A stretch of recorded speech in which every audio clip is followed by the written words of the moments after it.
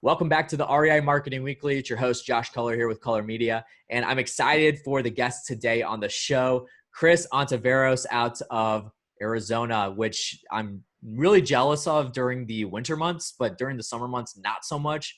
We were just talking, we got some good weather here in Northwest Indiana, Chicagoland area right now, but that's nothing new to him. So Kris, what's going on, man? Thanks for being on the show.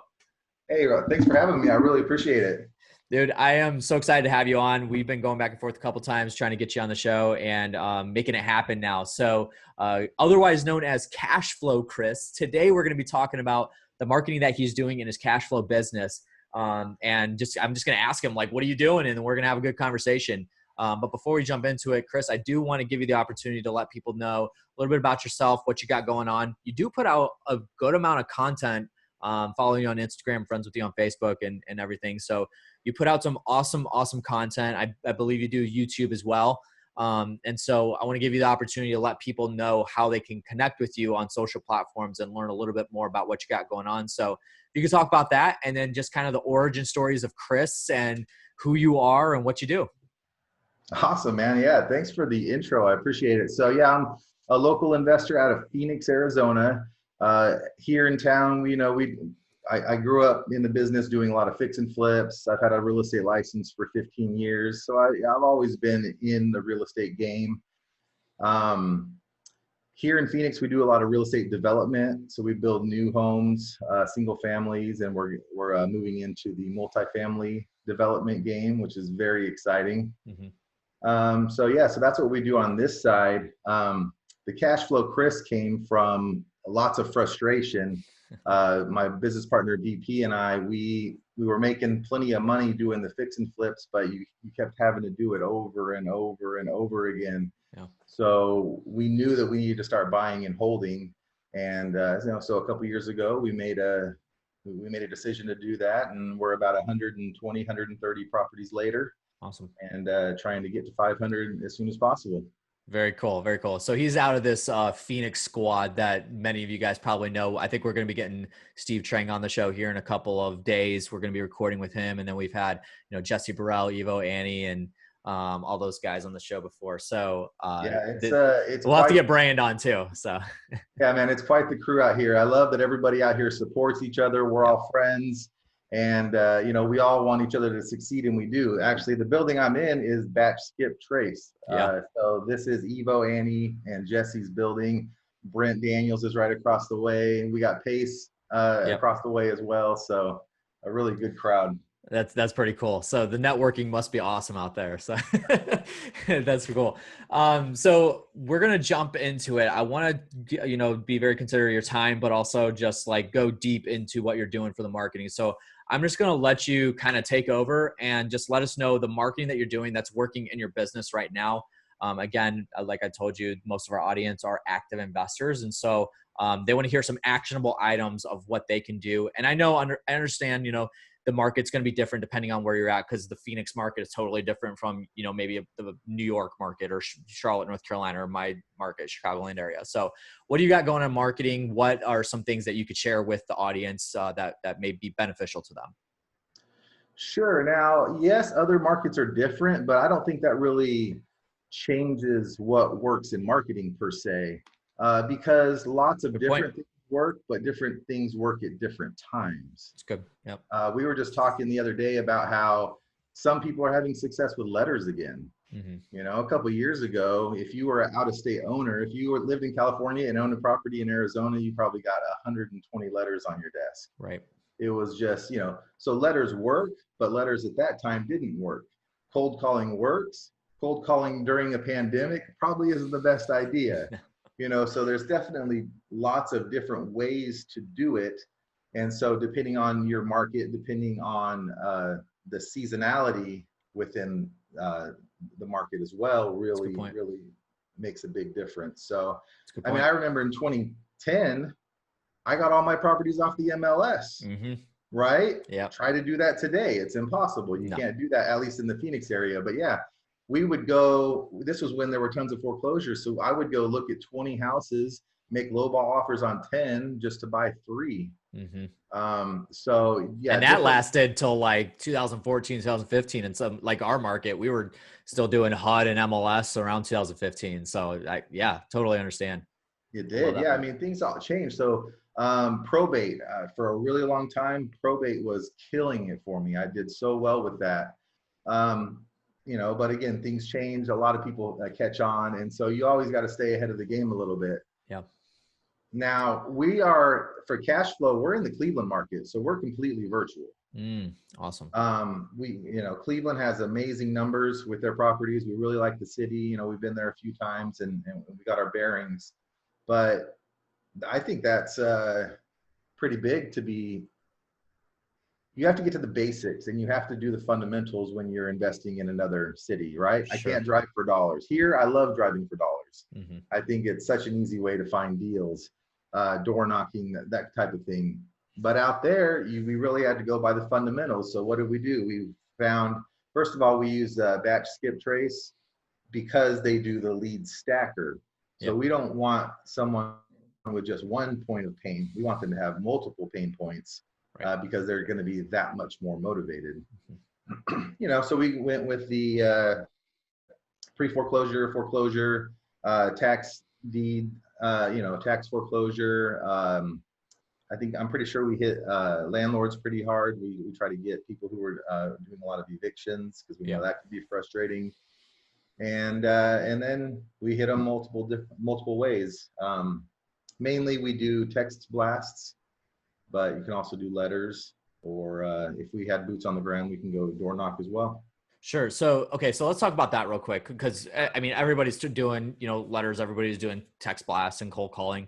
Boots on the ground are something that's very, very interesting to me just because I have so much experience with that. When I first got into the investing industry back in 2013, joined up with a guy named Gary Harper, who actually you met when we were at Wholesaling because we were having lunch together one day. And, we bought and sold 70 properties in the state of Michigan, virtually 100%.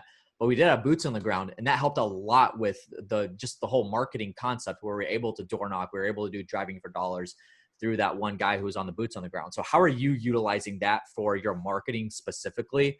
Let's just say that Cleveland market, because virtual is where everything's going right now. I mean, we're always going to have that human to human interaction. That's going to happen, but especially in the time that we're recording this episode April 8th, when we're smack dab in the middle of this pandemic and people aren't wanting to go out. And I assume you might be experiencing this, but I know a lot of people across the country are experiencing, you know, sellers canceling appointments and stuff like that because they don't want to come in contact with people. So for you virtually, how are you utilizing boots on the ground in your marketing, in the marketing aspect? In that Cleveland market? Well, yeah, you're right. Today is a different time than it was even a month ago. So things are a little different now. So for us, we actually made a decision where we're not going to buy any turnkeys. We're not going to buy anything with people in place just because we've had such bad experiences in that. So we're only buying vacants at this time. So that makes it a lot easier. Our boots on the ground pretty much consist of a really great GC that we have and his team. So whenever we have leads, we'll have him get his eyes on it and get us a real number. So that kind of kills two birds with one stone. That's good. And then our other, I would say, quote unquote, boots on the ground are going to be wholesalers. We love wholesalers. We love working with wholesalers. We want them to make their fees, because they're bringing us deals and they're bringing us deals first. Yeah. I think that people don't talk about this enough, where you have, so typically those wholesalers, I mean, just technicalities, they're really bird dogs for you. So are those, you know, those boots on the ground that you have, the GCs and whatnot. I think that a lot of people, you know, they don't utilize the power of tapping into somebody else's abilities in their networks. So, I mean, it's the same thing right here. Like, it's the same exact concept where I have Kris on the show. After this, you know, once this episode starts to go out and it's going to get published, I'll tag Kris on Facebook and Instagram in a graphic, and I'll, you know, message Kris and say, Kris, hey, can you share this for me, just to get it out to your audience as well. And that is the same exact concept as utilizing boots on the ground, bird dogs. And and your GCs that are working on projects and stuff like that to go find other deals for you. You're utilizing their time, their experience, their resources to be able to go find these deals for you. And if you build an army of these boots on the ground, these bird dogs for you, then, you know, you may not even have to do much marketing, and you could just pay for when leads come in and get closed.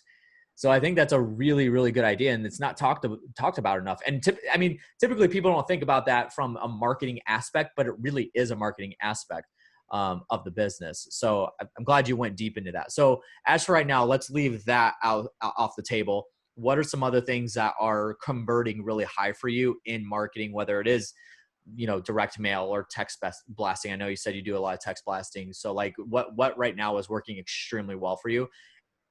And maybe it's the time period that we're in right now. Maybe it's has it changed at all from like a month ago to today?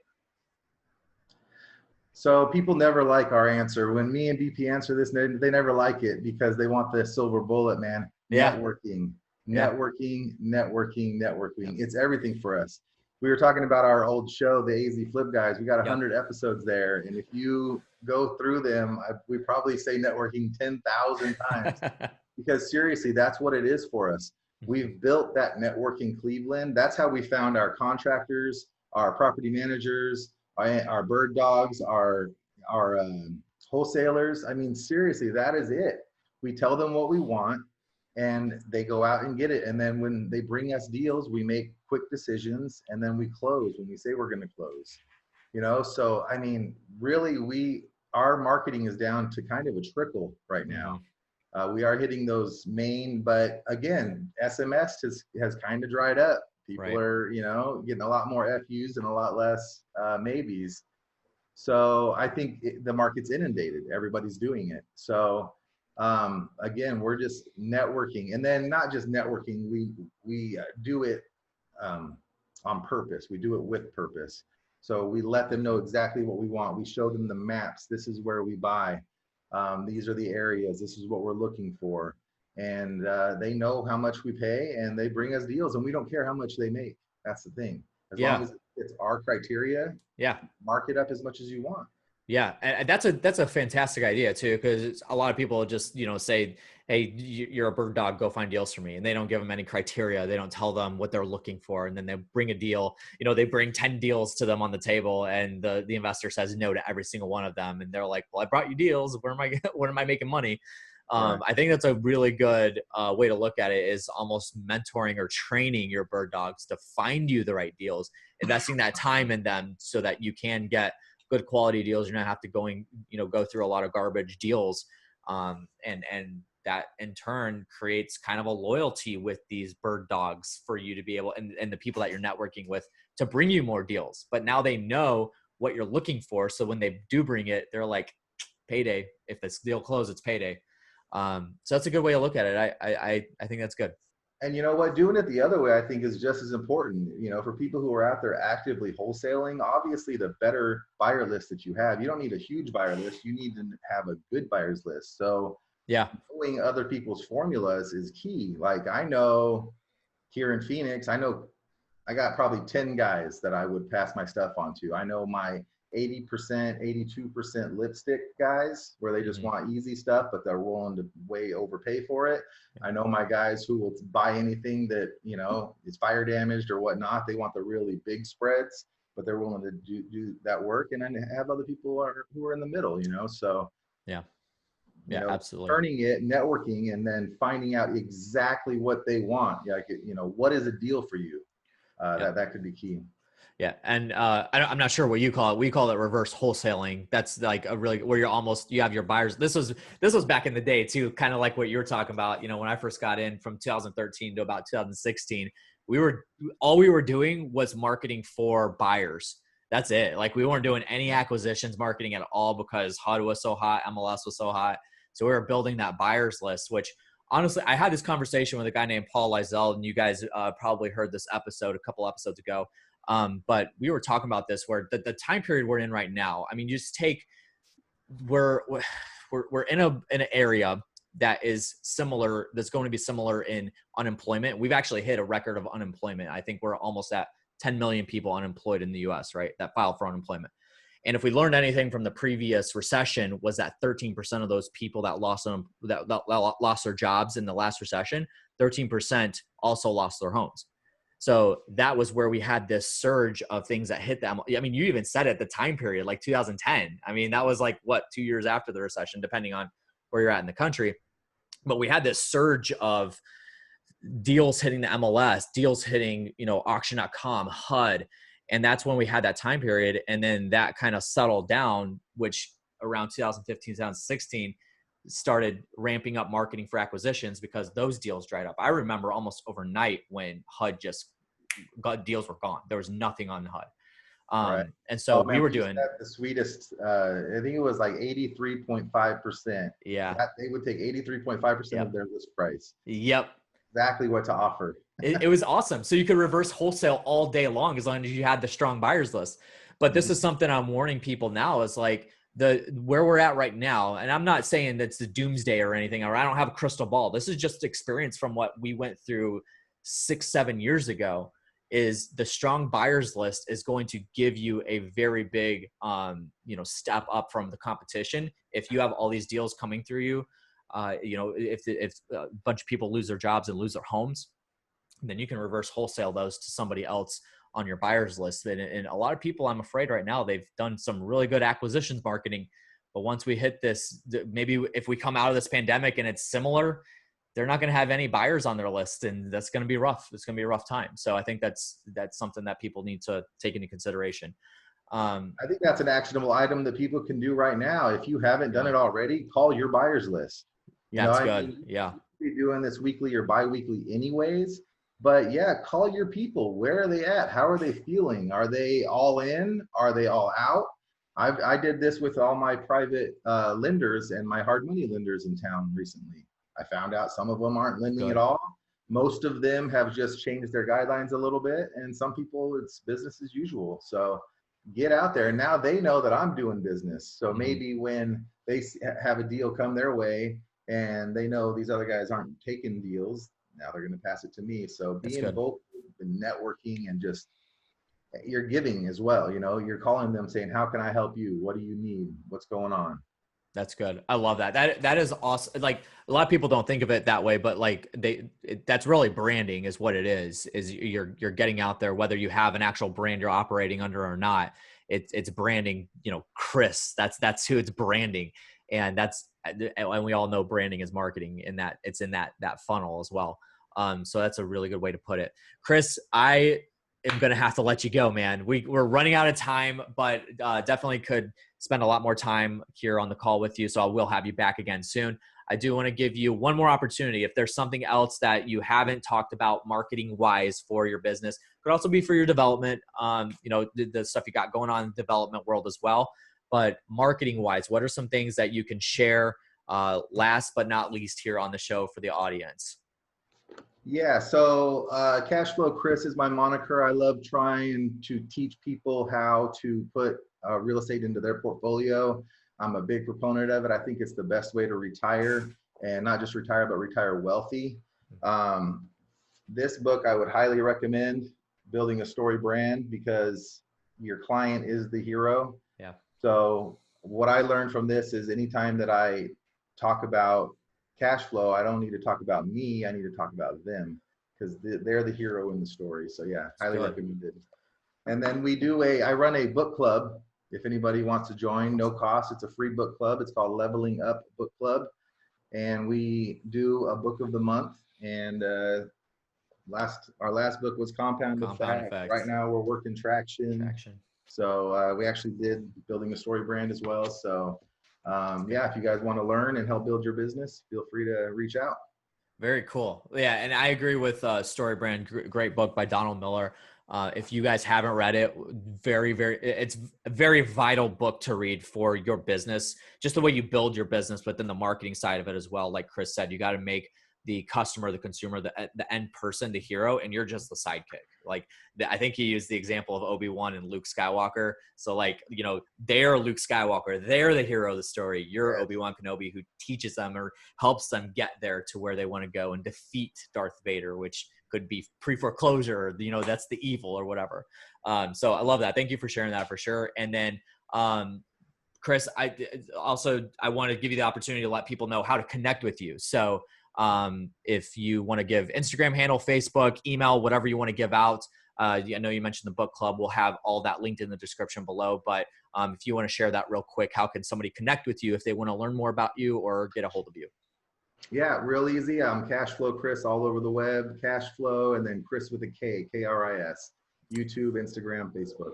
Awesome. And Kris does put out a lot of really good content. So make sure you guys go check that stuff out. Again, that'll all be linked in the description below. So make sure you check that out, connect with Kris, and go have some fun. So Kris, thank you so much for being on the show, man. I appreciate your time. Thank you for taking time out of your busy schedule to be on the show today. And I look forward to having you back again soon.